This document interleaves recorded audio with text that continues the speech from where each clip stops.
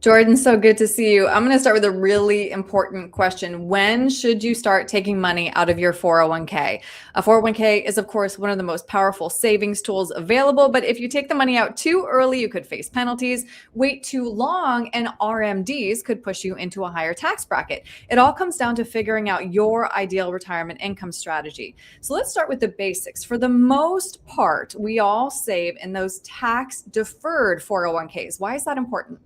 Yeah, well, a lot of people are making a lot of money and they say, I want to save taxes. So this is a great strategy to reduce your taxes now, but eventually you will have to pay tax on that money. So you need to make sure you have a plan to see if does it make sense. But generally, most people want to save taxes now with their earning years because their incomes are higher and they want to reduce that taxable income. Right. And we're going to circle back to that theme in a second. But I do want to talk about if you take a distribution from your 401k before you're allowed, before 59 and a half, what do you give up? It's going to hurt, right? You're going to have to pay the taxes at maybe your individual brackets, which is maybe 30% or so based on tax laws. You're going to pay additional 10% IRS penalty. Almost half of those funds are not going to be going to your pocket. They're actually going to be going to the IRS and penalties. So generally speaking, you really don't want to take out before 59 and a half unless it's a crisis situation. Now, once you are 59 and a half, though, you're allowed to start taking those withdrawals. And these distributions can affect your tax bracket again if these accounts have been tax deferred. Explain, please, Jordan.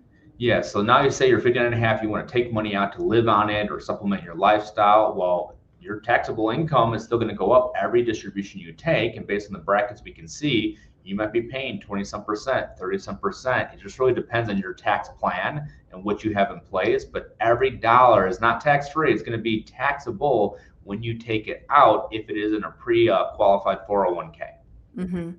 Now, there also comes a time when the government forces you to start taking those distributions. Those are known as required minimum distributions. And for the most part, when do these start? And just explain how this can be a real tax burden, Jordan. Yeah, the government, you kind of save in taxes for decades. So they want you to spend the money. What they really want is the tax revenue on that money. So it's 73 or 75 based on your date of birth.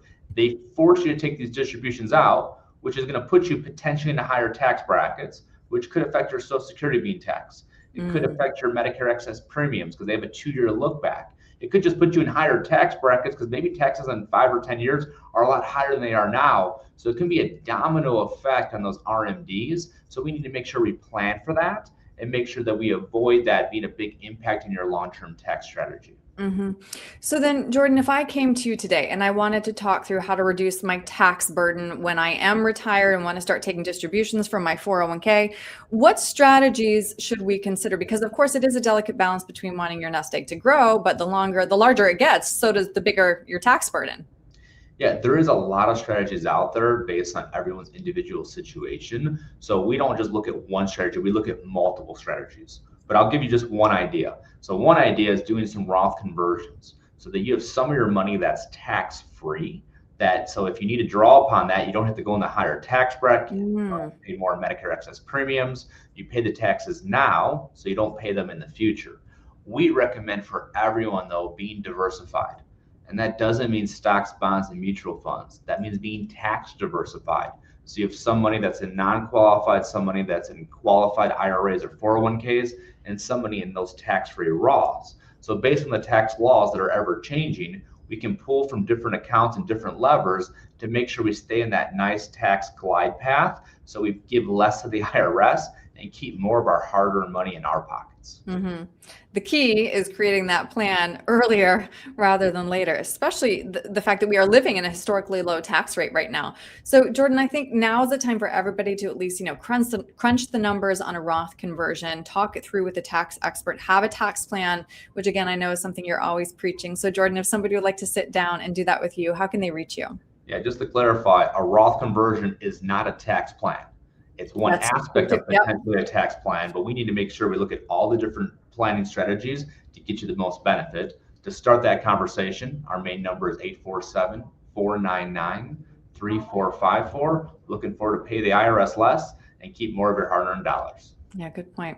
All right. And everybody who's watching us on YouTube, we've also done several different videos on Roth conversions and why they might help you in your retirement. So please like and subscribe so that you don't miss any of those great videos.